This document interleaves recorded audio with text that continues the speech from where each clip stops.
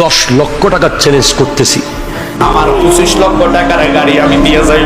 বলে টাকা 10 লাখ লইয়া যে কোনো জায়গায় বইও।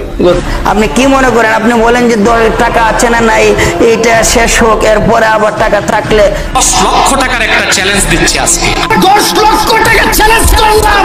10 লাখ টাকা তার আমি উপহার দেব। আমরা প্রমাণ করব নবীজির নূরের তৈরি।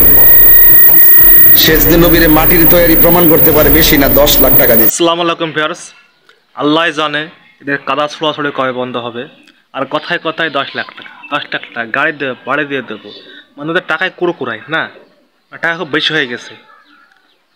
টাকা বেশি হয়ে গেছে, গরিবদেরকে শীতের সময় কম্বল বিতরণ কর, গরিবদেরকে ঈদের সময় মার্কেট করিয়ে দিয়ে, বকুদের সময় তাদেরকে কোরবানি গোস্ত দিয়ে দে না। তারা খালি নবীর করিম সাল্লাল্লাহু আলাইহি সাল্লাম নূরের তৈরি না মাটির তৈরি, এই নিয়েই তারা বসে আছে। মানে সামান্যটা জিনিসের ফ্যাসল। নবী করিম সাল্লাল্লাহু আলাইহি সাল্লাম আমাদের মতনই একজন মানুষ ছিলেন।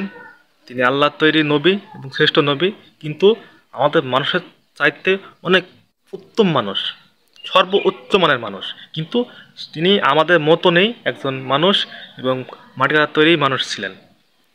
এবং নবী যাদের নূরের তৈরি, তার চেহারাগুলো সেরকমই প্রকাশ পাইতো শেষবার, ঠিক আছে। এ নিয়ে তোর কাদামাটি, এই নূরের তৈরি কাদামাটি, এ নিয়ে তো এই ঠেলাঠেলি করার মতো মোহাম্মদের কথা না। কথা হচ্ছে নবী এটা বলে গেছে, সেটা অনুসরণ করেন, মানেন। নবীর বিপক্ষে কেউ বললে সেটারে আপনারা প্রতিহত করবে, আর নিজেদের মধ্যে কাটা ছোড়াছড়ি ঠেলাঠেলি শুরু করছে। আল্লাহ হেদায়েত দান করুক, সবাই বলেন আমিন।